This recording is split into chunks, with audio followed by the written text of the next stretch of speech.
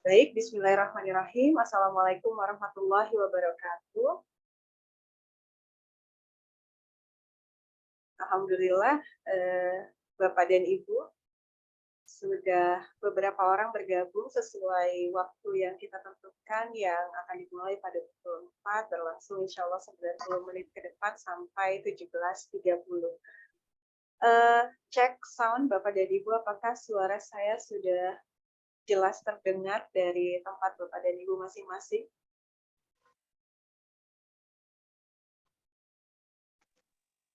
Jelas, Bu. Iya, sudah jelas, Bu, dari Kendari nih, Bu. Alhamdulillah, sudah jelas ya. Iya. Ya, alhamdulillah selamat bergabung kepada Pak Suyitno dan Bapak Ibu lainnya yang sudah menanti sejak 15 menit yang lalu. Itu peserta perdana sudah join gitu ya. Kami apresiasi semangat belajar Bapak dan Ibu guru semua. Pada kesempatan kali ini saya tidak sendiri Bapak dan Ibu, tapi saya ditemani oleh Bu Rani, salah satu guru di SMP Islam The Green Camp dan juga fasilitator P5, salah satu fasilitator P5 di SMP Islam The Green Camp Tanjung Pinang. Bu Rani sudah bergabung ya, Bu Rani ya? Sudah, Bu Lili. Sudah ya. Saya add Bu Rani sebagai co-host. Apakah Bu Rani bisa share screen, Bu? Coba dites dulu. Saya setting dulu ya, Bu. Share. Belum, Bu Lili. Belum bisa ya? Iya. Baik.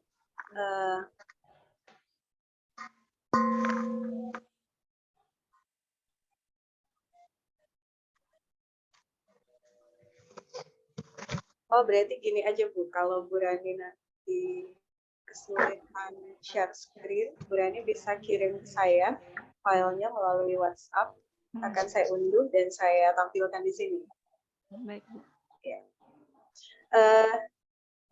Hari ini, Bapak dan Ibu, kami bersyukur Allah berikan kesehatan dan kesempatan untuk bisa berbagi ya, melalui komunitas belajar Skillful Teacher, melanjutkan agenda-agenda dari webinar sebelumnya. Hari ini adalah webinar yang ke-6, seri ke-6 dari rangkaian webinar P5 atau Project Penguatan Profil Pelajar Pancasila.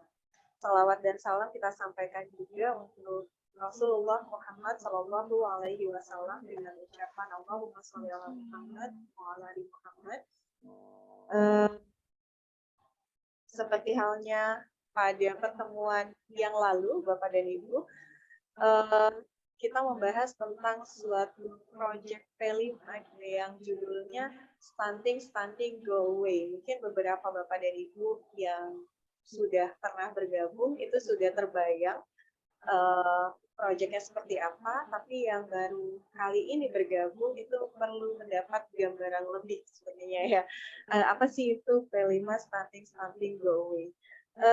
P5 ini kami berikan sampel pelaksanaannya pada jenjang SMP, tapi sebenarnya sangat-sangat mungkin dan relevan untuk dilaksanakan juga di jenjang TK dan SD. Bahkan SMA pun beberapa SMK itu yang saya pernah baca, modul proyeknya itu ada yang mengangkat tema stunting atau sarapan bergizi. Jadi tema ini termasuk tema yang sangat luas ruang lingkup pelaksanaannya sesuai dengan berbagai tahapan usia. Dan tema ini mengakomodir tema kalau dari panduan P5 itu bangunlah jiwa dan raganya. Jadi mengakomodir tema tersebut dan juga bisa mengakomodir pelaksanaan dimensi mandiri yang mencakup bagaimana anak-anak bisa terampil meregulasi dirinya. Kemudian kreatif, bagaimana anak-anak bisa menemukan pemecahan masalah dari proyek yang mereka sedang ikuti gitu ya, yang sedang mereka selenggarakan. Nah, nanti kita akan lebih detail melihat modul proyek Burani dan bagaimana sih simulasi asesmen formatif. Ya. Hari ini kita fokus pada asesmen formatifnya ya Bapak Ibu ya. Kalau di sebelum-sebelumnya kita sudah bahas asesmen diagnostiknya, asesmen awalnya seperti apa, modul proyeknya secara umum gambarannya bagaimana. Kita coba akan simulasikan menggunakan rubrik-rubrik pada tahap asesmen formatif. Dan ada yang menarik juga di pertemuan sebelumnya pada webinar kelima itu ada semacam pertanyaan ya dari salah satu peserta gitu. Apakah kalau misal di sekolah kita ada beberapa kelas 7 SMP gitu ya, itu antara P5 di kelas A boleh beda dengan P5 di kelas B seperti itu. Nah, pada hari ini akan cukup terjawab Bapak dan Ibu karena pekan lalu saya mempresentasikan P5 dengan model yang saya paparkan gitu ya. Dengan judul atau topik yang sama, Bu Rani hari ini juga akan memaparkan. Tapi Bu Rani melaksanakan P5-nya di kelas putri, sedangkan yang saya paparkan minggu lalu adalah pelaksanaan untuk kelas putra di sekolah yang sama, di jenjang kelas yang sama, tapi beda murid ya. Kalau yang saya paparkan minggu lalu itu untuk keperluan pelaksanaan P5 di kelas putra, pekan ini Bu Rani mengambil contoh di kelas putri. Nah, itu kalau Bapak Ibu membandingkan penjelasan kami, itu ada sedikit perbedaan konsep assessment gitu, walaupun tidak banyak, tapi ada.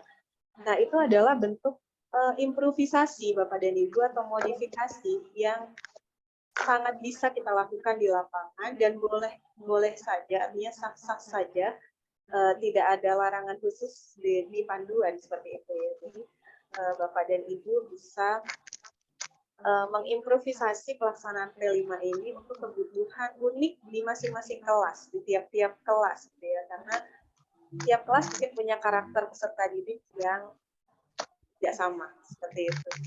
Baik, Bu Rani sudah kirim saya ya. Ya, saya coba unduh.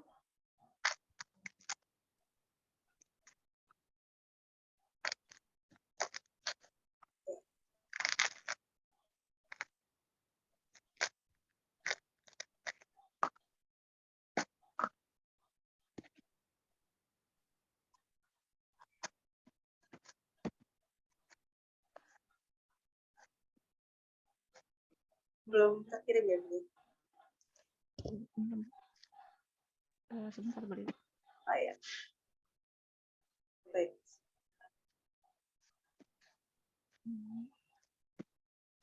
Ini ada kendala teknis host Zoom, Bapak dan Ibu.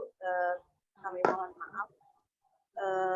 Saya coba share dulu yang ada di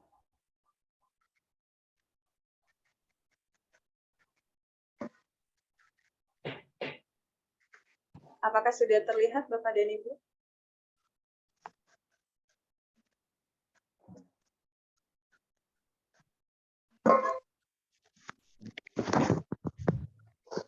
Sudah ya. Baik,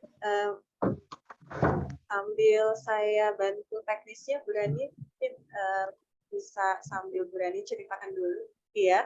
Dan ini adalah rubriknya. Nanti kalau perlu di scroll atau scroll down, saya bantu untuk scroll. Baik. Waktu dan kesempatan saya sampaikan kepada, saya persilakan kepada Bu Rani. Terima kasih Bu Lili. Selamat sore Bapak dan Ibu guru hebat semua.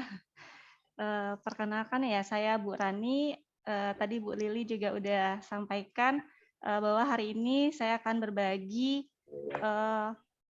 berkaitan dengan proyek P5 asesmen formatif ya. Nah, jadi di sekolah kami Bapak Ibu menyambung dari kegiatan yang dan beberapa pekan lalu ya, dan ada sedikit perbedaan dari asesmen yang ada di kelas putra maupun di kelas putri. Nah, saya khusus fasilitator P5 yang ada di kelas putri. Jadi berkaitan dengan tema stunting go away. Nah, jadi pada momen tersebut atau pada tema tersebut ada beberapa tahap yang yang telah kami lakukan sebenarnya, dan nanti di endingnya adalah di sumatifnya. Berkaitan dengan yang pertama, yaitu berkaitan dengan asesmen formatifnya. Pada awalnya kami telah melakukan tahap pengenalan terhadap anak-anak berkaitan dengan tema stunting itu sendiri. Gimana pun karena anak-anak juga kita libatkan dalam proyek P5, mereka harus tahu dulu apa itu stunting gitu. Nah, jadi untuk sebagai tahap pengenalan, jadi kemarin kami lakukan yang pertama itu melalui artikel gitu. Jadi artikel kami berikan kepada anak-anak, setiap siswi atau siswi mendapatkan satu artikel dengan tema yang sama, print out ya, seperti itu. Kemudian anak-anak baca berkaitan dengan tema stunting. Nah, dari situ anak-anak sudah mengenal apa itu stunting, nah seperti itu.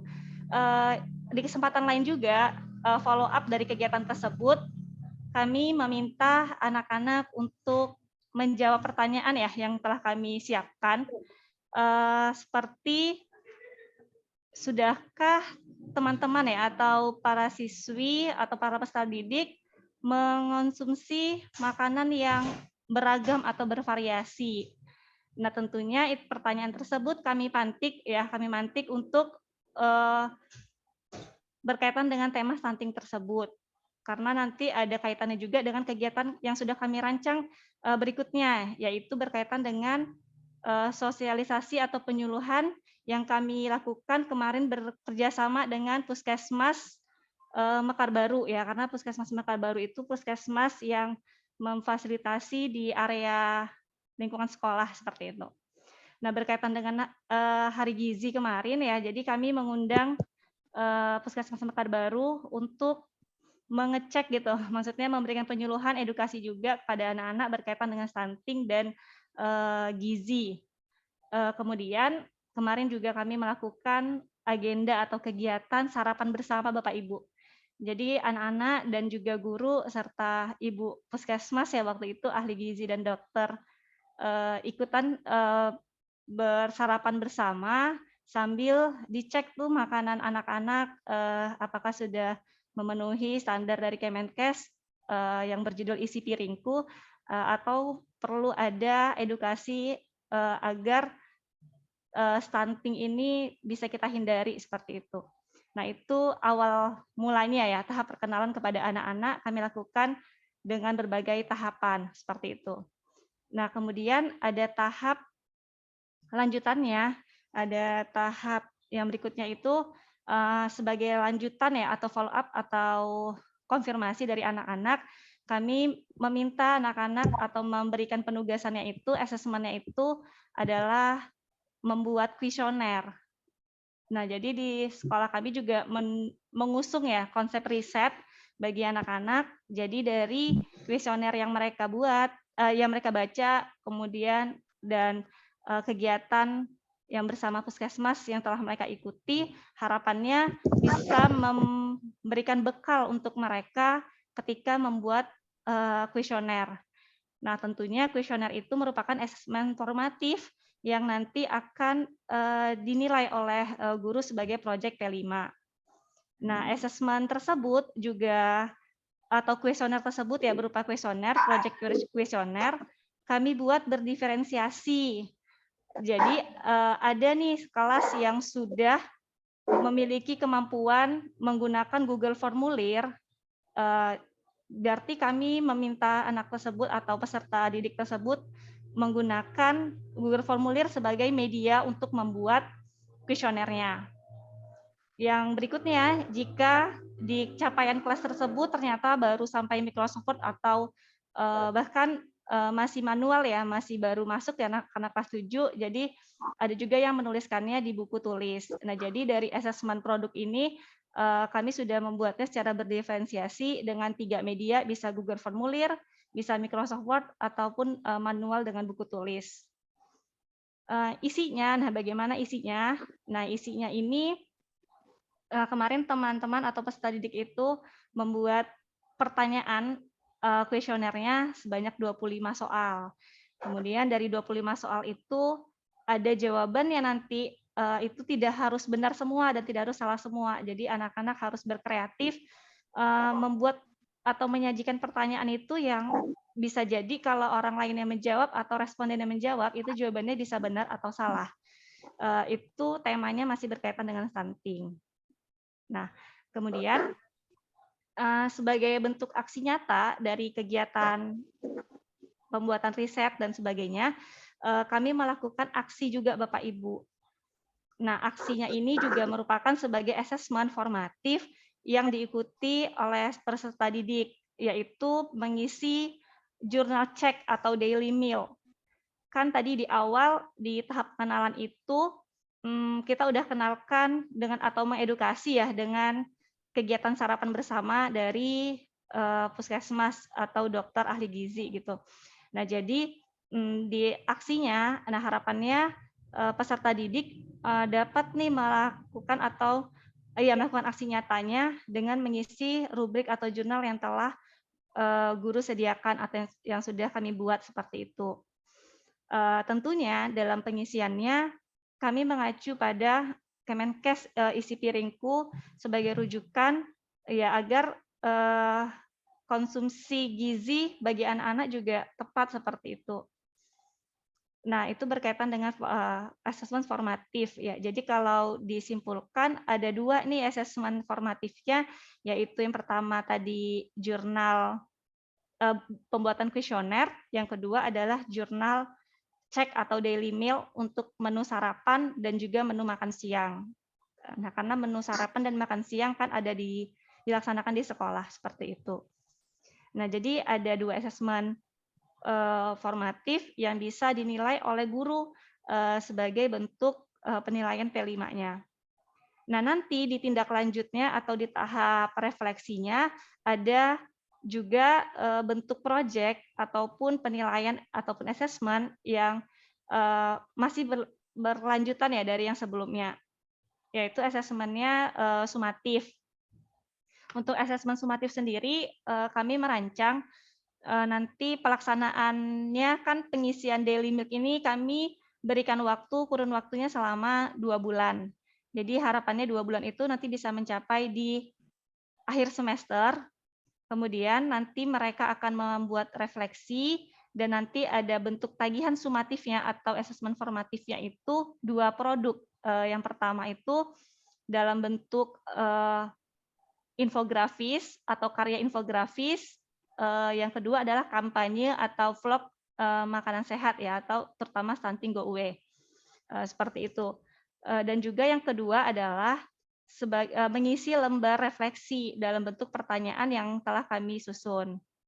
Nah, jadi dari jurnal atau P5 ya, modul P5 untuk pelaksanaan stunting go away ini sudah mencakup perencanaan untuk formatif dan juga sumatif. Dan juga nanti beserta penilaiannya ya Bu Lili ya.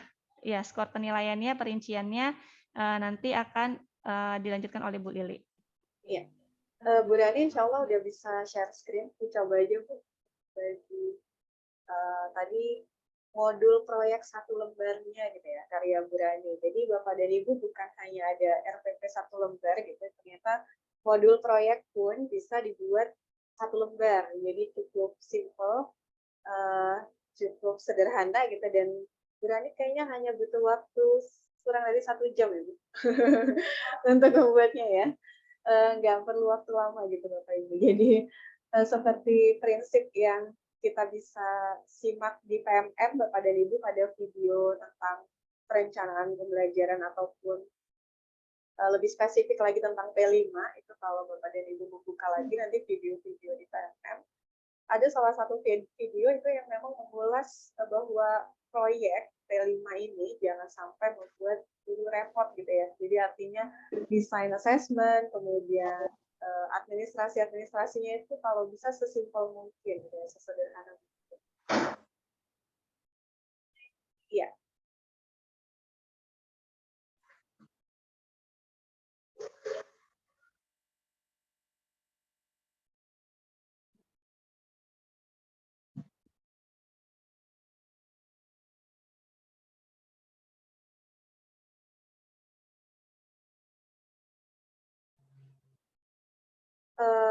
Bapak dan Ibu, tadi kalau kita simpulkan dari pemaparan asesmennya Bu Rani, untuk formatif itu ada 2, dan untuk sumatif insya Allah nanti hari ini kita fokus pada formatifnya. Pada pertemuan selanjutnya di seri ke-7 kita akan bahas sumatifnya gitu, dan bagaimana merekapitulasi untuk persiapan input pada rapor P5 gitu ya. Sudah terlihat Bu Rani? Ini modul proyek 1 lembarnya ya Bu? Beneran 1 lembar ya Bu?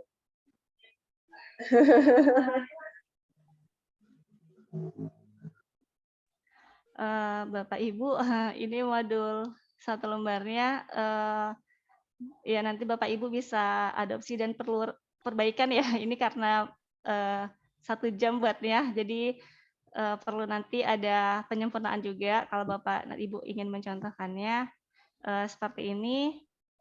Jadi modulnya ini ada tahap pengenalan, ini seperti tadi saya sampaikan bahwa di setiap tahap itu perlu kita jabarkan ya, atau perlu kita tuliskan langkah-langkahnya supaya kegiatannya juga jelas atau proyeknya juga jelas, terutama apa yang sudah kita berikan itu ada asesmennya dan juga ada instrumennya juga gitu. Jadi tidak sia-sia ya, hanya sekedar ini proyek tapi nanti kok nggak ada goals-nya ataupun penilaiannya seperti itu.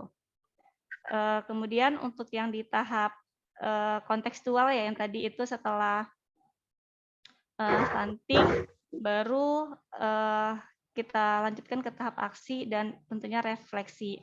Ini saya mau tunjukkan daily meal yang kami berikan sebagai bentuk assessment kepada anak-anak seperti ini. Jadi ini untuk yang daily meal breakfast, yang ini adalah daily meal untuk yang lunch. Jadi nanti setiap pekan guru atau wali kelas akan mengecek setiap hari Jumat, terutama akan mengecek progres ya, ataupun menu makanan dari siswa dari lembar checklist dan kolom silang yang akan mereka bubuhkan atau mereka isi. Nah, jadi untuk pengisiannya sendiri, kalau makanan pokok itu berarti ya seperti gandum ataupun beras ya, dan yang lainnya mie, yang lainnya. Kemudian kalau yang lauk pauk itu ada protein nabati dan hewani, kemudian sayur-sayuran dan juga buah-buahan, air putih, air susu atau teh dan lain-lain. Sebenarnya ini juga bukan setiap hari siswa harus full ya 6 kolom gitu, enggak gitu. Tapi kami mengedukasikan bahwa peserta didik harus memenuhi kebutuhan gizi seimbangnya sesuai yang disampaikan saat penyuluhan kemarin. Nah, jadi sebagai indikator juga ini bagi kami, kalau misalnya ada yang cuman sarapannya makan buah aja, berarti nanti di akhirnya itu kan bisa dibuat seperti infografis ataupun sebuah riset ya. Berarti siswi tersebut atau peserta didik tersebut ternyata memang ketika sarapan ya tidak bisa makan yang berat-berat seperti itu. Dan yang lain juga misalnya ketika ada yang tidak bisa makan nasi dan sebagainya, itu nanti terlihat dari kolom checklist yang telah mereka isi. Ini contoh kolom isinya. Kalau yang assessment yang Google formulir itu mereka buat pertanyaan aja gitu Bapak Ibu, dari instruksi yang diberikan itu 25 soal. Jadi mereka akan buat, anak-anak akan buat pertanyaan dari 25 soal tersebut, dari tema stunting tersebut sebanyak 25 butir soal.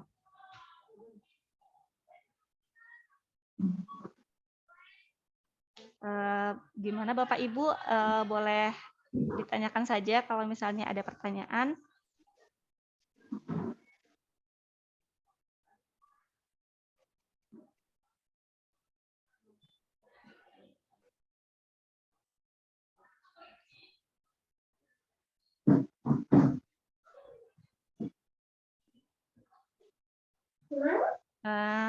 Pak Bu Juhairah, insya Allah nanti akan kami bagikan juga ya Bu. Nanti ini akan kami sempurnakan juga. Tadi mencoba untuk unggah di Google yang di email ini akan kami unggah juga di tadi ya, di jurnal tadi. beserta juga dengan asesmen yang lainnya nanti.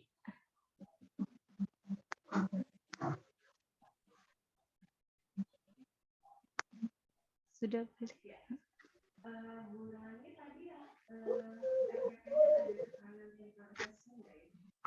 Iya Bu, asesmen. Project tadi ya Bu ya. Baik, Bu Yuni ya, Bu Yuni Kuncoro, insya Allah file ini pautannya akan kami.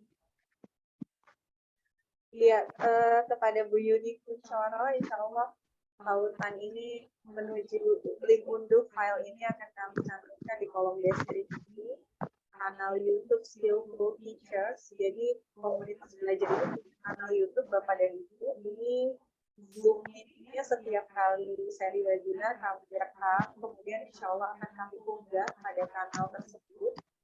Dan di kolom deskripsinya itu kami cantumkan link menuju materi-materi ini. Jadi nanti Bapak dan Ibu bisa mengunggah.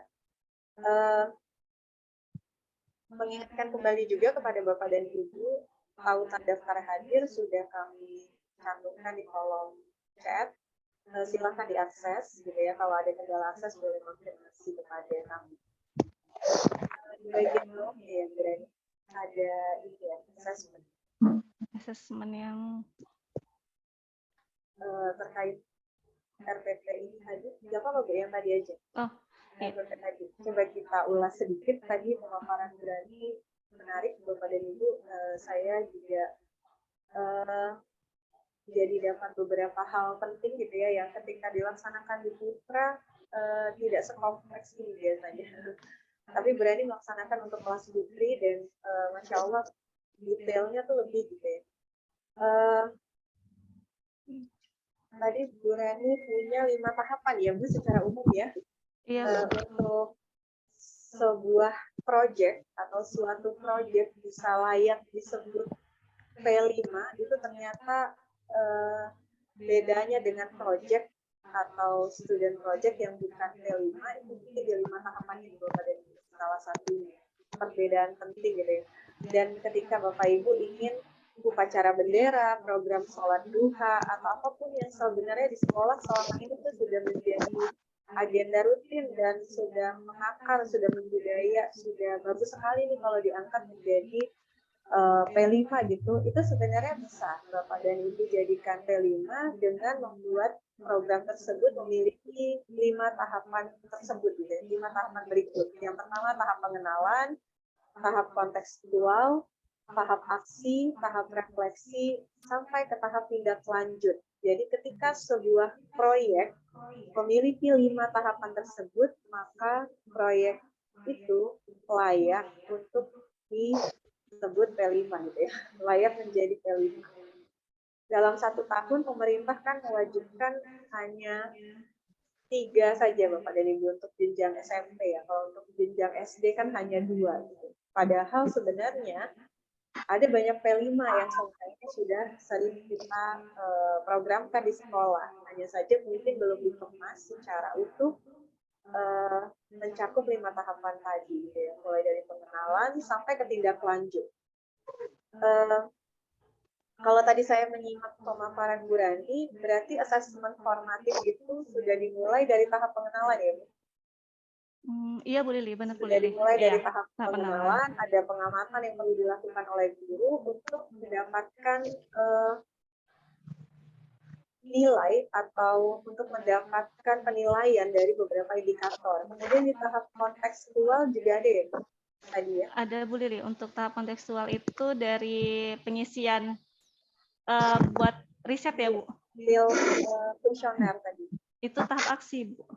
Oh itu aksi. Iya. Kalau ini jadi tahap kontekstualnya dari pengenalan itu ada follow up-nya atau asesmennya itu juga ada berupa kuesioner yang nanti teman-teman buat atau peserta didik buat itu pertanyaannya mencakup stunting dan gizi, kemudian disajikannya itu dalam Google Formulir dan juga Microsoft Word atau juga manual. Jadi bisa berdiferensiasi sesuai capaian. Artinya di sini muncul diferensiasi produk ya. Jadi bagi anak-anak yang belum mampu membuat dalam format digital, misalnya Google Formulir nggak bisa karena nggak ada internet, bahkan yang offline Microsoft Word pun nggak bisa gitu ya. Bisa ditulis saja di bukunya gitu Bu ya. Iya, Yang Bu. penting indikator yang kita ingin ukur Tercapai. itu bisa gitu dilakukan dengan model produk yang bervariasi gitu ya. Jadi ini juga memberikan kemerdekaan kepada murid-murid, Bapak dan Ibu, merdeka belajarnya di sini muncul gitu ya. Tapi memang di saat meal plan tidak ada variasi gitu ya. Jadi artinya semua sama ya. Iya, Bu. Saat meal plan tidak ada daily meal tadi, tidak ada diferensiasi yang Bu Rani berikan ya. Artinya tetap semua murid gitu mengisi lembar checklist yang sudah disediakan guru gitu ya. Iya, untuk Ya. yang daily meal-nya semua sama, Bu. Berarti untuk semua anak tidak ada diferensiasi karena nanti juga akan ada pengecekan ya. Dan insya Allah kalau checklist mudah diakses ya, Bu ya, untuk semuanya anak gitu. Ya. Artinya bisa diakses juga lebih mudah kolom checklist. Jadi insya Allah itu bisa dilakukan gitu. Baik. Di tahap yang kita belum bahas saat ini berarti tahap refleksi dan tindak lanjut ya Bu. Itu rencana Bu Rani berarti penilaian yang akan dilakukan di 2 tahap terakhir itu adalah sumatif ya Bu. Iya Bu, ada penilaian sumatif dan juga nanti itu kan refleksi ya dari peserta didik gitu. Jadi dari jurnal yang udah diisi setiap hari, yang daily meal tersebut itu kemudian nanti ada endingnya gitu. Jadi dari situ anak-anak juga bisa mengukur kemampuan ataupun ini ya sebenarnya selama ini saya sudah makan makanan yang bervariasi atau belum sih seperti itu. Ya. Jadi nanti juga mengedukasi untuk dirinya sendiri dan juga orang lain seperti itu. Iya.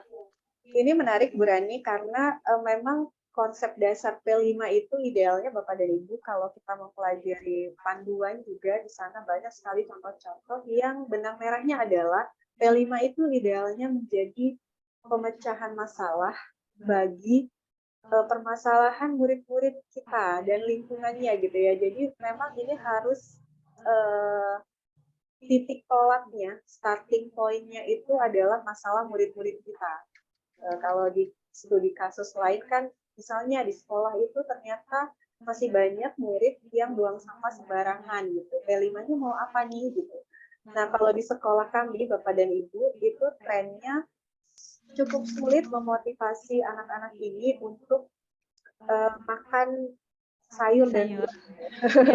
Sayur. Lauknya monoton ya berarti ya. Lauk kalau catering itu requestnya lauknya maunya 2 porsi. Lauknya. Oh, lauknya Kan 2 porsi, ada yang nggak pakai sayur, tapi nggak pakai sayur gitu. dan mungkin bisa ditahan gitu ya. Iya. Ya, Masya Allah, backsound-nya sangat natural. Iya, jadi Bapak dan Ibu, kalau di sekolah kami belajar permasalahan menu seimbang gitu ya. Anak-anak ini gitu ya terpola gitu tumbuh dalam pola asuh di mana mereka tidak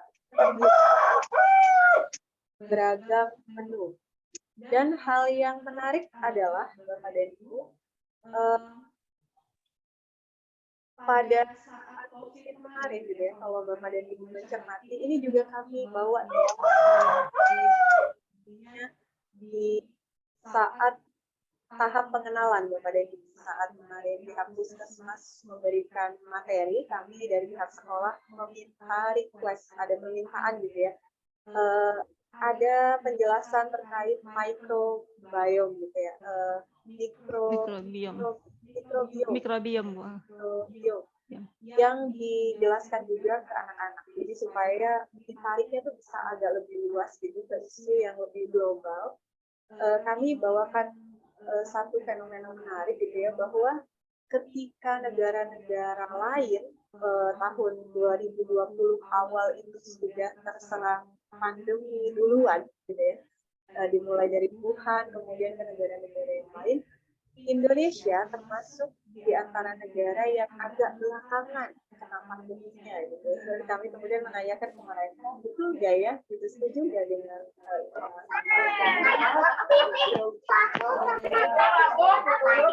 Monggo. Secara sintang secara ada korelasi yang bisa kita tarik gitu ya, kenapa Indonesia belakangan kena pandeminya gitu. Salah satu fakta menariknya adalah karena kita tinggal di wilayah tropis dengan keanekaragaman tumbuhan, biodiversitas yang sangat tinggi, keanekaragaman hewan juga sangat tinggi gitu. Tapi dalam hal ini tumbuhan yang disorot, dan itu membuat sebenarnya usus orang Indonesia itu keanekaragamannya relatif tinggi ketimbang mikrobiom yang ada di ususnya warga negara Eropa, negara-negara di Eropa gitu ya, atau di Amerika atau di dekat kutub gitu ya, yang mengarah ke subtropis dan daerah kutub.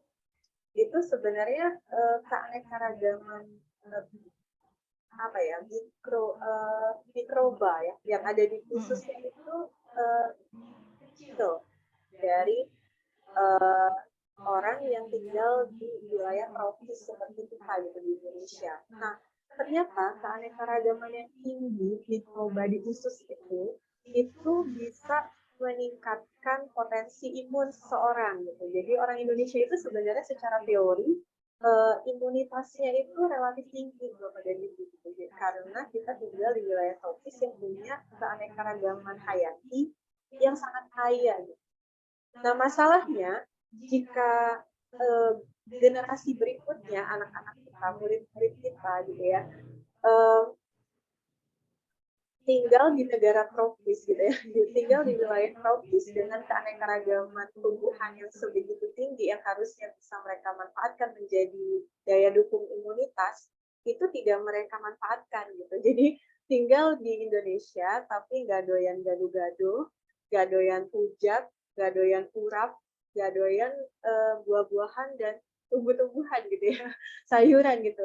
Nah, itu sebenarnya satu hal yang sangat disayangkan, karena itu satu potensi kekayaan yang ada di Indonesia, tapi mereka nggak bisa memanfaatkannya gitu.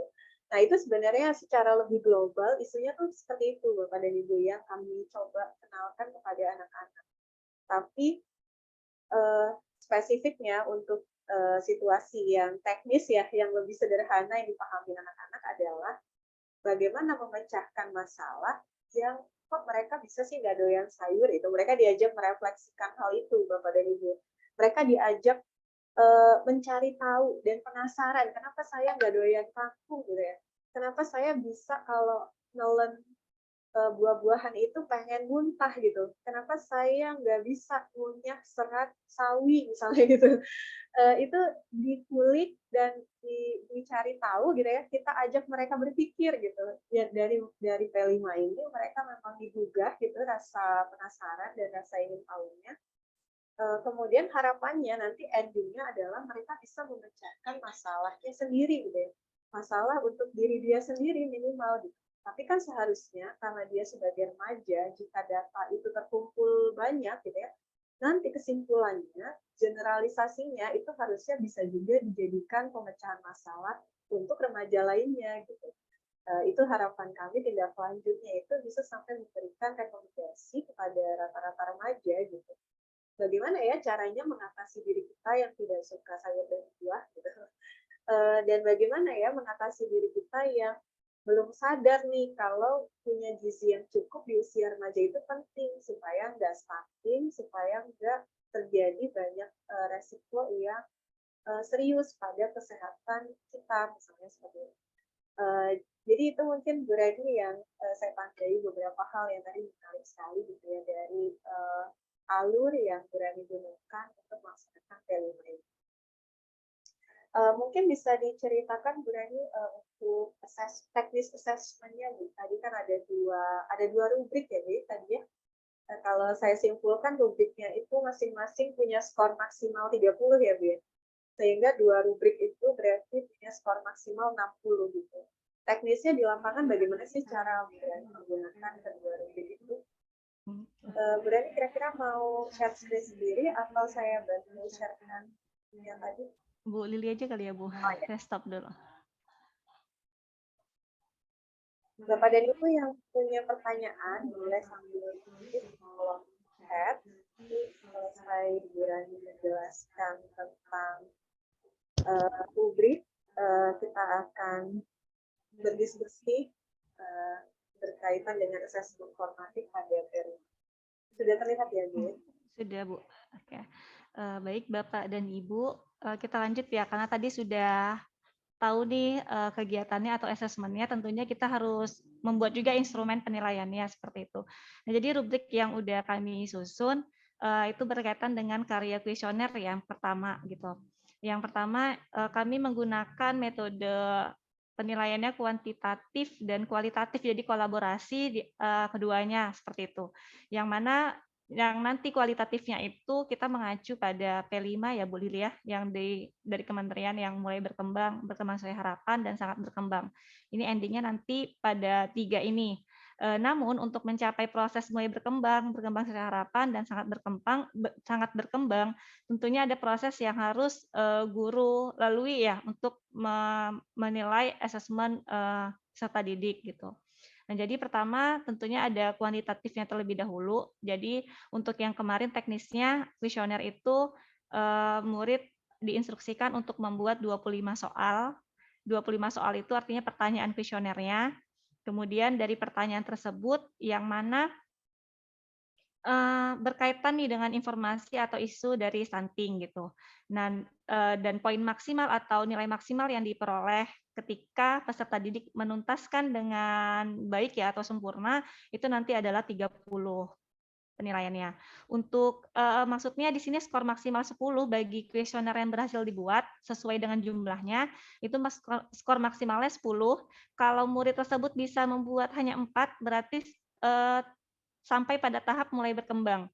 Kalau buatnya mampunya 7 berarti sudah berkembang sesuai harapan. Sedangkan kalau sudah mampu buatnya 10 berarti sudah sangat berkembang. Artinya ada kolaborasi antara penilaian kuantitatif dan kualitatif. Kemudian untuk yang kedua, dari soalnya tersebut juga ada nggak keterkaitan dengan keseimbangan kesehatan dan nanti ini berkaitan juga dengan elemen akhlak pribadi gitu. Jadi kalau misalnya mampunya 4 berarti dapat nilai yang mulai berkembang, 7 sesuai harapan dan kalau 10 adalah sangat berkembang. Nah, begitu juga dengan kita juga menyasar ya, karena ada elemen dan subelemen, ada dimensi juga yang perlu kita tentukan sebenarnya di awal sehingga muncullah ide-ide seperti tahap-tahapan tadi itu kan munculnya pertama dari elemen dan dimensi elemennya seperti itu. Jadi ada dimensi kreatif juga yang kami sasar untuk kuesioner ini. Jadi jika soal tersebut mampu menghubungkan gagasan yang siswa miliki dengan informasi baru dari stunting, sehingga nanti endingnya itu bisa munculkan pemecahan masalah bagi dirinya sendiri maupun orang lain. Nah, ini berkaitan dengan isu dari lingkungan, nanti insya Allah bisa menyelesaikan kembali ke lingkungan gitu, lingkungan sekitar.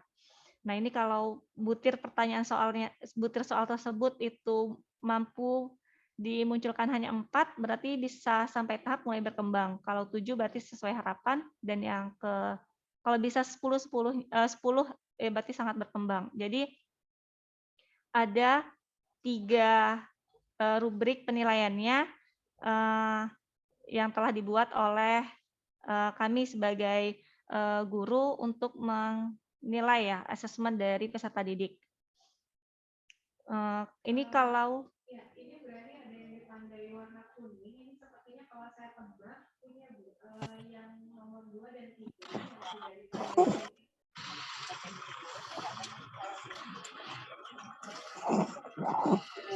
Saya coba unmute dulu, Bu. Ada yang mikrofonnya ada yang aktif. Iya, Bu Rani, ini tadi kan ada yang tandai warna kuning ya?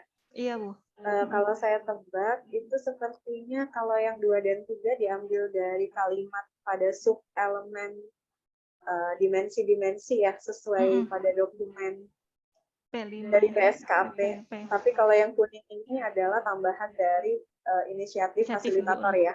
Iya, artinya secara jumlah gitu ya. Kalau yang ini kan lebih dari kualitas dan memang diambil dari dokumen BSKP ya, dari daftar dimensi, elemen, sub-elemen ya, sesuai dengan fasenya. Kalau Bu Rani kan fase D ya?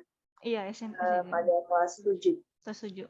Kalau Bapak Ibu yang lainnya nanti ingin menambahkan seperti yang di poin kuning ini dibolehkan saja Bu. Artinya penilaiannya Ya, sekreatif guru lah ya untuk ya. memunculkan rubrik penilaiannya atau instrumen penilaiannya seperti itu.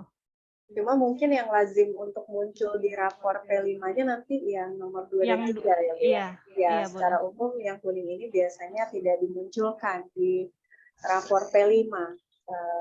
Tapi jika dalam prosesnya Bapak Ibu ingin menambahkan, itu sah-sah saja. Dan mungkin ini berani yang menarik adalah kenapa sih di satu asesmen formatif ini cuma 3 gitu ya, bahkan nanti di yang rubrik satunya lagi berani malah hanya 2 ya. 2 penilaiannya ya Bu ya? 2 indikator aspek ya. Oh iya. Indikator aspeknya itu hanya 2. Kalau yang ini 3 gitu. Ini sebenarnya tips Bapak dan Ibu, karena kita tuh kan akan mengamati banyak murid ya. Kalau di kelas berani sih sebenarnya enak. Mungkin satu kelas nggak nyampe 25 gitu ya. Maksimal muridnya 24 gitu. 24 kali 2 indikator atau kali 3 indikator itu kan sudah sangat banyak sekali ya. Harus kita amati gitu.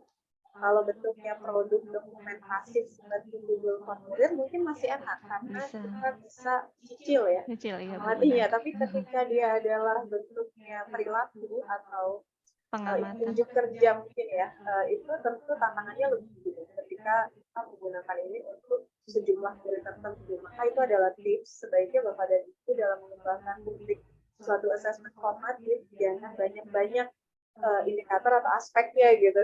Khawatir Bapak Ibu bingung sendiri jika melaksanakan atau menggunakannya di lapangan. Bahkan bagi sebagian guru, kalimat yang seperti nomor 2 dan 3 ini masih kurang membantu Bapak dan Ibu. Ada yang belum terlalu nyaman menggunakan kalimat sepanjang ini dan copy paste dari dokumen BSKP gitu ya. Ada yang lebih nyaman menggunakan atau merubahnya lagi menjadi kalimat-kalimat operasional seperti yang nomor 1 gitu ya, kan simple ya. Itu tapi memang itu butuh upaya lagi ketika kita merancang rubrik gitu ya, menampilkan kalimat operasional gitu. Jadi di sini ada contoh nih Bapak Ibu misalnya ya. Mengidentifikasi hal-hal yang menunjang maupun menghambat dalam mencapai tujuan. Ini kan copy paste nih Bapak Ibu yang biasanya muncul di dokumen rapor P5 gitu. Nah, oleh berani dibuat lebih operasional, misalnya menjadi menyampaikan kepada orang tua atau guru jika ada kendala gitu kan, itu lebih teknis ya Bapak Ibu ya, lebih enak gitu, lebih jelas apa sih yang mau kita lihat gitu. Oh, kalau anaknya ketika dia ketemu kendala dia bilang atau dia berinisiatif bertanya, itu berarti udah indikator positif, artinya dia sudah memenuhi kriteria tersebut gitu. Atau yang kedua, menu yang diidentifikasi oleh anak-anak ini ada sesuai dengan standar isi piringku dari Kemenkes. Oh, berarti dia udah memenuhi kriteria aspek kedua gitu. Atau ketika ada ide atau solusi gitu ya, dia ngajak guru atau orang tuanya diskusi. Oh, ternyata itu bisa jadi indikator bahwa aspek itu sudah terpenuhi. Penting Bapak dan Ibu menemukan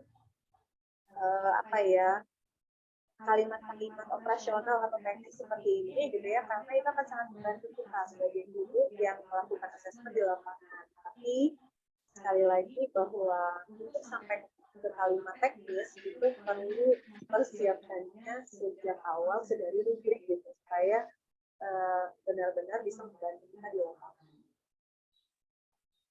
Ada lagi mungkin berani terkait rubriknya yang perlu dibagi? Iya tadi Bu Lili, karena ada 2 perbedaan ya. Kalau tadi kenapa 3 dan 2, berarti kita harus membuatnya itu harus terukur ya Bapak Ibu. Jadi jangan sampai kita buat instrumen penilaian tapi nggak bisa terukur gitu. Jadi kalau yang ini kan jurnal cek ini kan memang harus pengamatan. Ya dikalikanlah dengan berapa jumlah siswanya atau peserta didiknya, tentunya butuh usaha yang lebih sih Bu Lili untuk yang di jurnal cek daily meal ini. Jadi makanya poinnya hanya 2 nih penilaiannya yang bisa dicantumkan gitu. Dibandingkan dengan yang pertama tadi seperti yang Bu Lili sampaikan, ya karena yang tadi kan cukup sekali produk ya Bu, sudah selesai gitu. Jadi bisa untuk penilaiannya pun kalau belum siap 1 hari bisa masih dicicil seperti itu. Tapi kalau yang pengamatan ini ya setiap hari gitu penilaiannya selama 2 bulan Bu. Ini selama 2 bulan. Iya. Eh, kalau saya perhatikan di sini Burani juga belum menampilkan detailnya Bu ya, ini rangkumannya mungkin ya. Oh, Karena iya. misalnya gini Bu, mengisi jurnal cek harian secara rutin, ini kan 2 bulan ya Bu ya, Iya, 2 bulan diisi boleh deh. sepanjang Februari dan Maret ya, Maret, iya. 2023. Artinya dia seorang anak akan dapat skor maksimal 20 dan masuk kategori sangat berkembang itu jika apa Bu? Misalnya jika dia mengisi, kalau 2 bulan kita hitung dalam hari menjadi 60 ya, 60, iya. 60 hari ya. 20 itu jika 60 hari full atau range atau seperti apa Bu? Kayak Bapak Ibu, jadi tentunya muncul angka 20, 6, 13 dan ini ya 20 ini sudah melalui beberapa proses penghitungan kuantitatif seperti itu. Jadi kalau mengisi jurnal cek harian secara rutin berarti dia full 60 hari misalnya, itu berarti poin maksimalnya yang didapat adalah 20. Nah, kenapa kalau misalnya 6 dan ada yang 13 berarti tidak mencapai nih untuk atau dia belum rutin untuk pengisiannya seperti itu. Nah, jadi dibuat perbandingan sih Bu Lili. Ya, misalnya kalau kan ada 60 hari ya, berarti dibuat perbandingan ngisinya berapa hari, berapa pekan itu misalnya hanya ngisi 2 pekan nih, dapatnya 6 seperti itu. Kalau ngisinya 4 sampai 4 pekan ya, misalnya dapat poinnya cuma 13.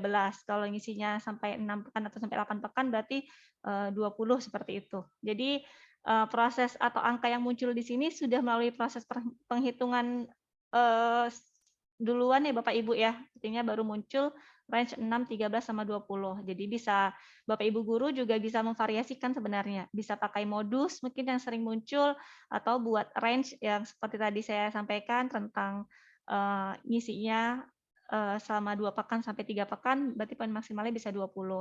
Dan sama juga yang di bawahnya untuk yang poin berikut poin yang lainnya juga sama melalui proses yang sebelumnya ya, sebelum muncul angka 4, 7, 10 ini sama seperti tadi. Kalau misalnya ternyata banyak ditemukan dari teknis ya seperti peserta didik menyampaikan kepada orang tua jika ada kendala, terus menunya sesuai isi standar dan itu tentunya mendapatkan skor maksimal yang lebih tinggi gitu.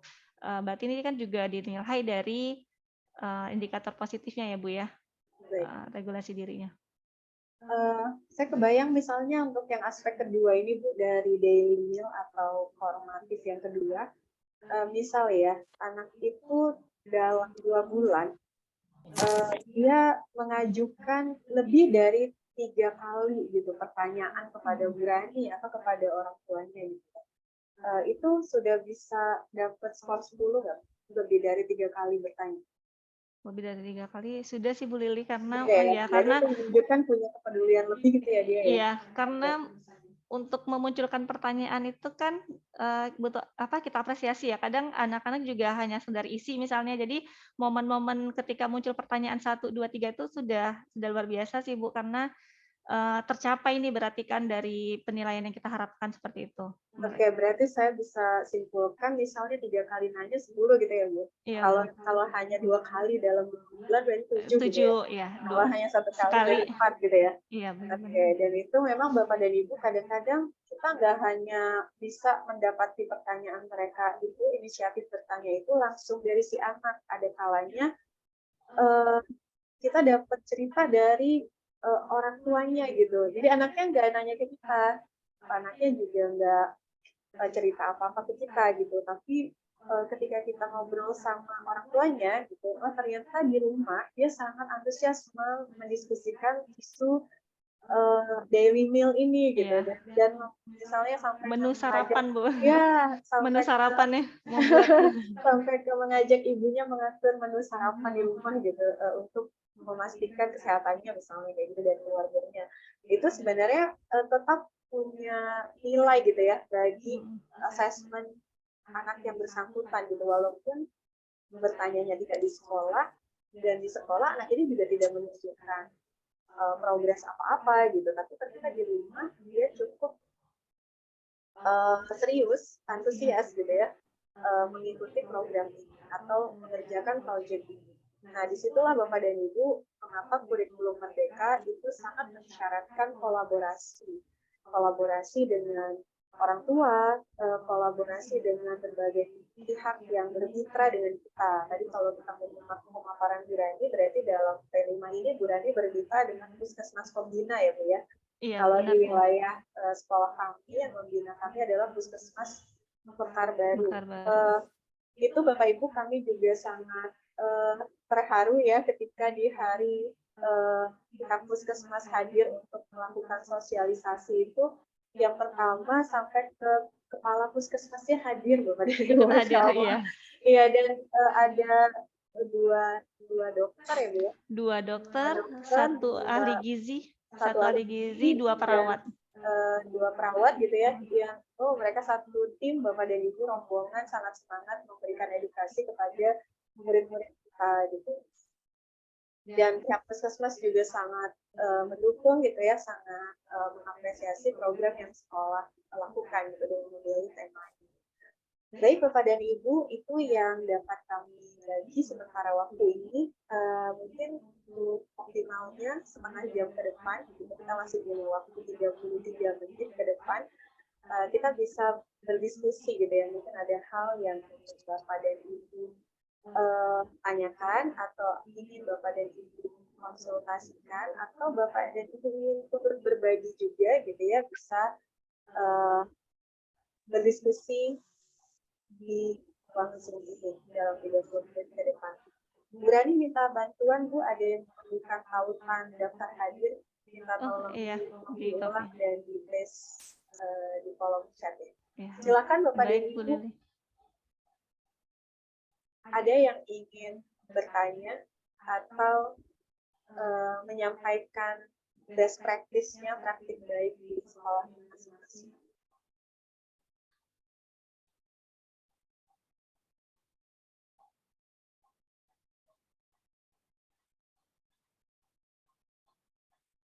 Pengalaman dari seri ketiga kemarin Bapak dan Ibu itu 10 menit sebelum berakhir tuh mulai panas Bapak.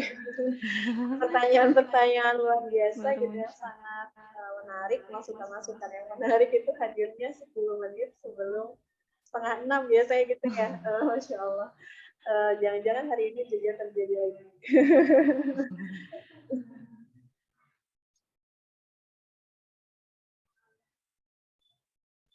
Ada Bapak dan Ibu?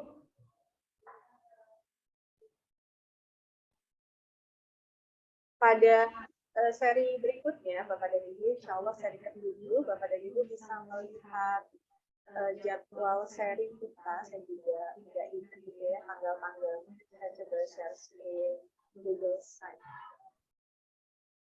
Itu insya Allah akan kita bahas tentang merekapitulasi asesmen formatif digabungkan dengan hasil asesmen sumatif, dan seperti apa sih sumatif yang diperlukan untuk P5 gitu ya, karena biasanya kan kita mengelola sumatif untuk intrakurikuler atau untuk mata pelajaran ya Bapak dan Ibu. Pada seri ke-7 insya Allah kita akan membahas bagaimana asesmen sumatif pada P5.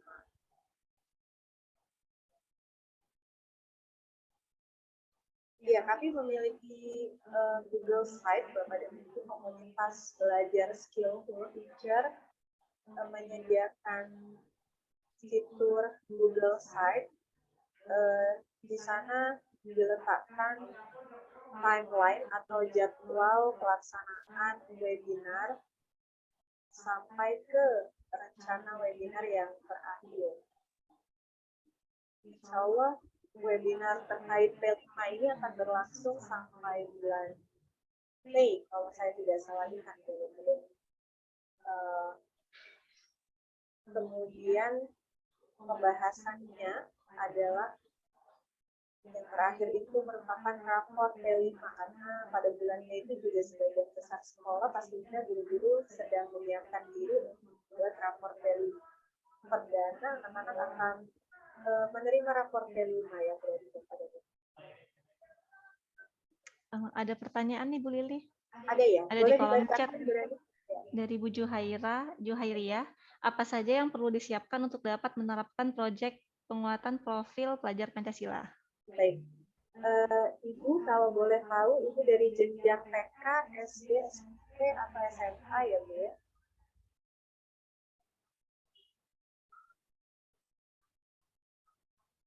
saya sedang nge-lag nih. Dari TK, Bu. Oh, dari Dari jenjang TK. TK. Dari Baik. TK. Untuk PAUD, Ibu, itu kan memang ada 4 tema ya, Bu, ya, yang bisa dipilih kalau berdasarkan panduan Aku Sayang Bumi, gitu ya, Aku Cinta Indonesia, dan seterusnya ada 4.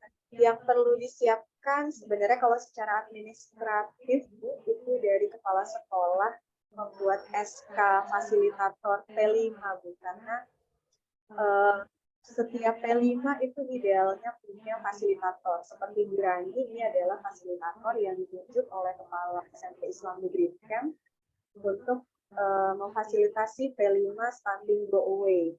Nah, misalnya ya di TK ada 1 atau 2 P5 yang berlangsung dalam 1 tahun pelajaran, itu boleh diampu oleh 1 fasilitator untuk semua P5 gitu ya, atau dibagi-bagi. Setiap P5 punya fasilitator masing-masing. Itu juga tergantung bagaimana manajemen sekolah merasa mana yang akan lebih optimal atau mana yang akan lebih perlu dipilih bentuk kegiatannya. Setelah menunjuk fasilitator, pihak sekolah sebenarnya sebelum masuk ke semester yang baru atau tahun pelajaran yang baru, kalau biasanya kan kita membuat jadwal ya, Bu ya, membuat jadwal pelajaran. Nah, P5 ini juga harus muncul Bapak dan Ibu pada program pembelajaran yang ada di sekolah.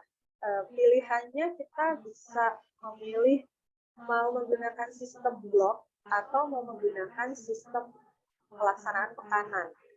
Kalau menggunakan sistem blok, misalnya 2 pekan itu di blok hanya untuk menyelesaikan suatu P5 misalnya. Jadi 2 pekan itu sekian JP, itu misalnya memang fokus hanya untuk menyelesaikan P5 tertentu. Jadi 1 semester dialokasikan waktu full 2 pekan. Atau P5 itu muncul setiap pekan 2 JP. Jadi yang harus disiapkan yang kedua adalah program pelaksanaannya, jadwal pelaksanaannya, bagaimana melaksanakan P5 itu. Kemudian yang ketiga, tentu saja fasilitator harus membuat modul proyek. Kalau pada intrakurikuler atau pada pembelajaran kita buat RPP atau RKH, kalau nggak salah di TK namanya gitu ya, Bu. Nah, di P5 itu ada RPP juga, tapi disebutnya modul proyek. Kemudian tadi kalau Bu Rani ngasih contohnya modul proyek 1 lembar itu ya, Bu ya? Iya, Bu Lili. Ya, modul proyek 1 lembar. Jadi nggak rumit-rumit juga sih, Bu. Insya Allah bisa dibuat simpel gitu ya. Itu yang ketiga. Jadi yang pertama adalah menetapkan fasilitator, yang kedua membuat jadwal programnya, pelaksanaannya, yang ketiga modul proyeknya gitu ya. Kalau kami Bu di sekolah swasta gitu ya, tapi saya rasa sama saja di negeri juga. Kami biasanya ini Bu, rancangan P5 itu kami buat anggarannya, kami usulkan ke pihak yayasan setelah di ACC gitu ya. Baru kemudian eksekusi gitu ya, membeli bahan media ataupun apalah yang diperlukan untuk hal tersebut.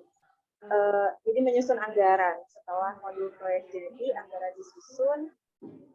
Sampai kepada sebelum pelaksanaan ada satu lagi yang perlu dilaksanakan, itu menjalin kemitraan. Jadi P5 yang dianggap ideal gitu ya, P5 yang keren itu sebenarnya yang tidak hanya melibatkan internal di sekolah saja gitu. Kalau bisa itu melibatkan pihak-pihak minimal tetangga sekolah, misalnya ada tokoh masyarakat atau ada orang tua murid yang bersedia untuk menjadi guru tamu, mengisi kelas inspirasi, itu bisa kita berdayakan sebagai mitra. Nah, kemudian kalau sudah lengkap itu semua gitu ya, anggaran sudah ready, mitranya sudah join gitu ya, kita bisa masuk pada pelaksanaan. Nah, saat melaksanakan itu tentu saja idealnya sambil assessment juga. Karena P5 ini memang sebagian yang diakses itu adalah yang diamati, yang dinilai itu adalah perilaku biasanya, perkembangan ya.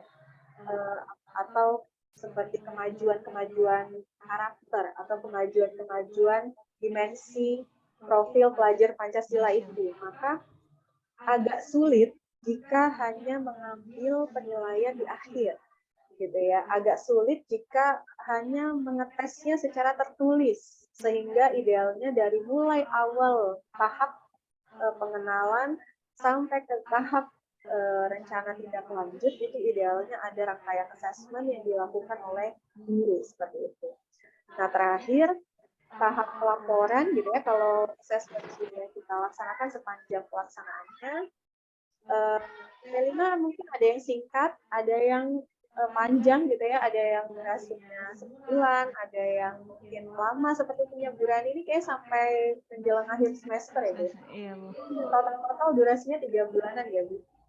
Iya Bu. Ya. Dari Februari sampai sekitar Mei. Itu kan cukup panjang durasinya. Itu data-datanya nanti sudah terkumpul, maka kita kemas menjadi rapor P5. Begitu kira-kira dari awal hingga akhir. Seperti itu, Bu Hailia. Semoga bisa menjawab. Ada pertanyaan lagi Bu? Iya, apa itu Bu? Dari Bu Yuni Kuncoro, indikator penilaian itu kita yang buat atau dari mana ya Bu? Gitu. Indikator penilaian itu Bu dari pemerintah ada dokumennya. Sebentar saya coba bukakan. Saya tidak hafal nomornya, tapi dokumen yang diterbitkan oleh BSKAP Bapak dan Ibu. Di sana memuat tentang dimensi profil pelajar Pancasila. Nanti pada tabel-tabel perinciannya itu ada yang disebut elemen dan sub-elemen. Nah, elemen dan sub-elemen itu dijabarkan per fase Bapak dan Ibu. Dari mulai fase fondasi atau fase PAUD begitu sampai ke fase SMA atau SMK gitu ya, yang paling terakhir. Jadi seperti yang Bu Rani gunakan tadi itu mengambil dari dimensi mandiri ya Bu ya. Iya Bu, mengambil dari elemen dari dimensi mandiri dan juga dimensi kreatif ya Bu. Kalau saya lihat tadi dulu mengambil dari dimensi mandiri dan dimensi kreatif.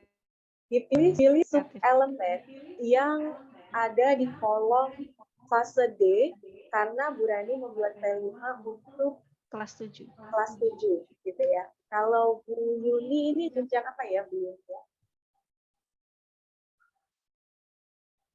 Apakah terdeteksi Bu Rani di jenjang PAUD, Bun? Oh, jenjang PAUD ya. Berarti nanti Bu bisa mengambil sub-elemen dari jenjang PAUD.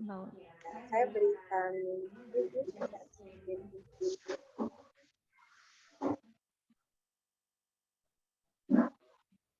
apakah sudah terlihat Bu Yuni?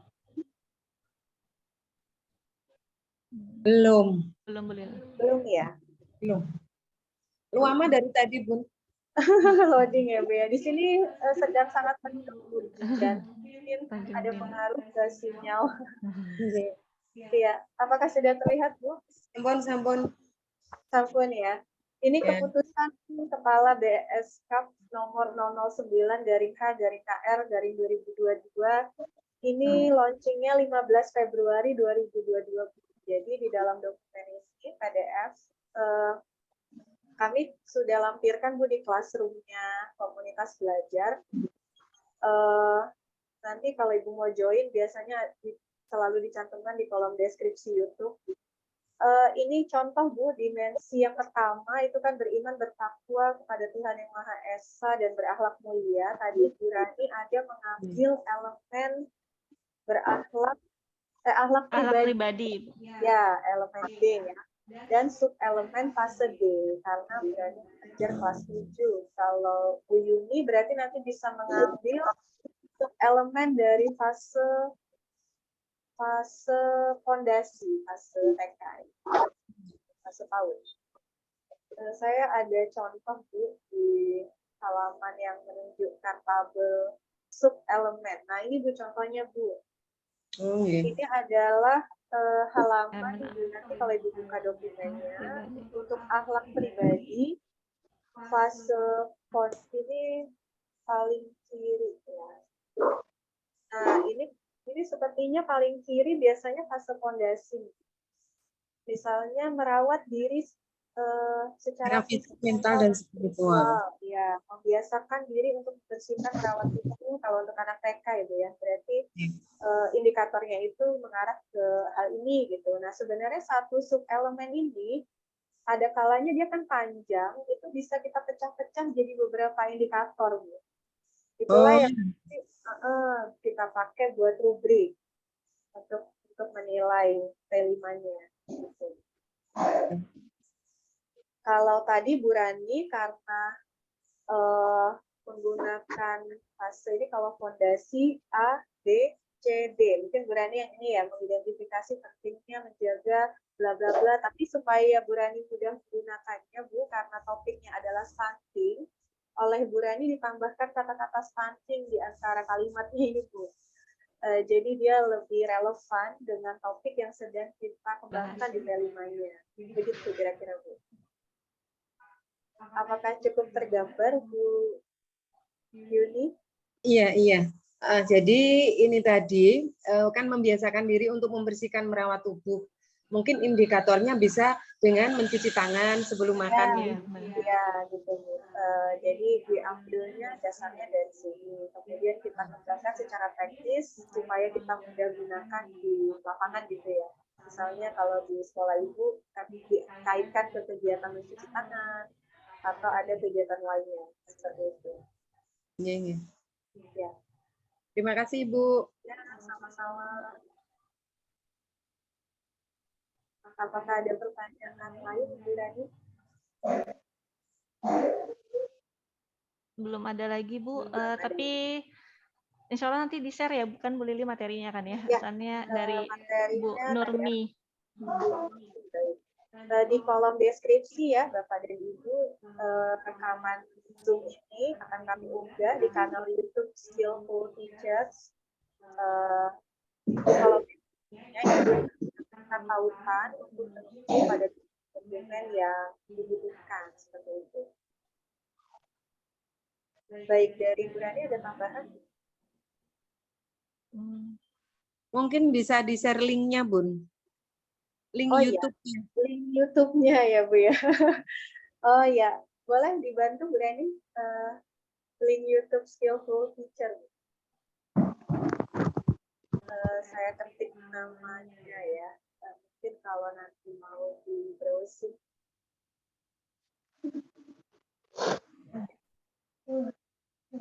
Ini saya pinjam akun Zoom Pak Rizky ini Bapak Ibu, jadi yang tampil adalah Pak Rizky. Baik Bapak dan Ibu, untuk webinar seri ke-6 ini kami cukupkan. Alhamdulillah 90 menit, hampir 90 menit berlalu. Dari pukul 4 tadi kita sudah mendiskusikan beberapa hal berkaitan dengan penilaian atau assessment formatif P5. Studi kasusnya diambil oleh Bu Rani pada jenjang kelas 7 SMP fase D. Hari ini tadi sudah disimulasikan juga teknis bagaimana mengembangkan rubrik, kemudian menggunakan rubrik dan gambaran bagaimana hasil dari assessment itu nantinya akan dikombinasikan ke depannya dengan hasil assessment sumatif dan juga untuk kebutuhan rapor P5 seperti itu. Beberapa sekolah atau sebagian besar sekolah itu sudah mulai menggunakan rapor P5 yang terintegrasi dengan Dapodik Bapak dan Ibu yang sudah diluncurkan oleh Kementerian Pendidikan gitu ya pada bulan Desember lalu. Ya, jadi karena nantinya rapor P5 itu akan punya standarisasi format dari Dapodik, alangkah lebih baik gitu ya, akan lebih mudah bagi Bapak dan Ibu jika dalam pengembangan rubrik itu menggunakan alur dokumen BSKP nomor 009 yang memang digunakan sebagai rujukan ya, dalam mengembangkan rubriknya. Meskipun dalam teknis di lapangannya kita bisa menambahkan hal-hal teknis yang memudahkan mungkin kalimatnya dibuat lebih pendek atau lebih kontekstual sesuai situasi di sekolah kita gitu ya. Tapi pada dasarnya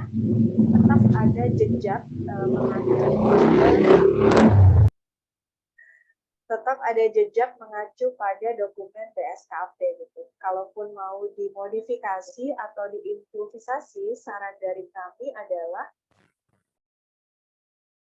agar tetap ada kode-kode yang menautkan indikator tersebut dengan butir-butir sub-elemen pada lampiran dokumen BSKP.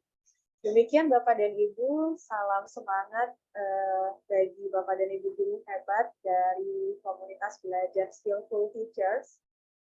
Jangan lupa mengisi daftar hadirnya untuk keperluan pembuatan sertifikat bagi yang mengikuti webinar seri ke-6 ini secara penuh. Insya Allah sampai bertemu lagi di webinar seri berikutnya. Tadi saya mau menunjukkan ini sebenarnya ya.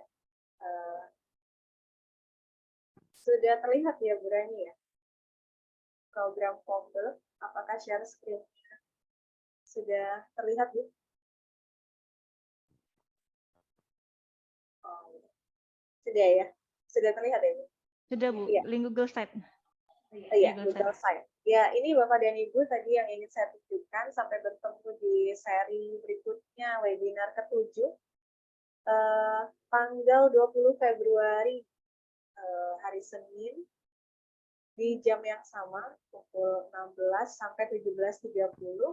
Melanjutkan diskusi pada hari ini, maka di seri ke-7 kita akan mensimulasikan cara melakukan asesmen sumatif. Dan jika cukup waktunya akan langsung juga merekapitulasi gitu ya, asesmen awal, formatif, dan sumatif untuk persiapan pengolahan rapor P5 seperti itu. Tapi jika waktunya terbatas, mungkin di pertemuan ke-7 ini hanya akan sampai pada asesmen sumatif saja. Demikian Bapak dan Ibu, mohon maaf atas keterbatasan dari penyelenggaraan kegiatan ini. Jazakumullah khair, barakallahu fikum pada semua Bapak dan Ibu. Kami cukupkan dengan membaca doa penutup majelis. Subhanakallahumma wa bihamdika asyhadu an la ilaha illa anta astaghfiruka wa atubu ilaik.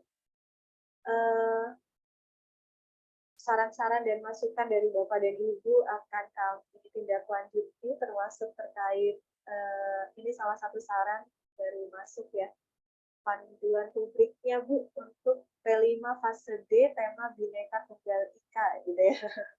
Ya, mudah-mudahan dapat kami penuhi juga. Di kolom daftar hadir Bapak dan Ibu itu juga di bagian akhirnya ada tempat untuk Bapak dan Ibu menyampaikan masukan bagi komunitas belajar ini.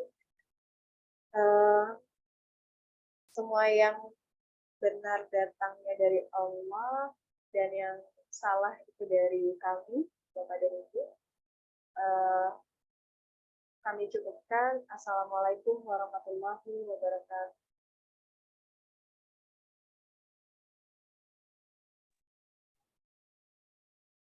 Linknya sudah Bu. Ya. Ini linknya Bapak dan Ibu dikirimkan oleh Bu Rani.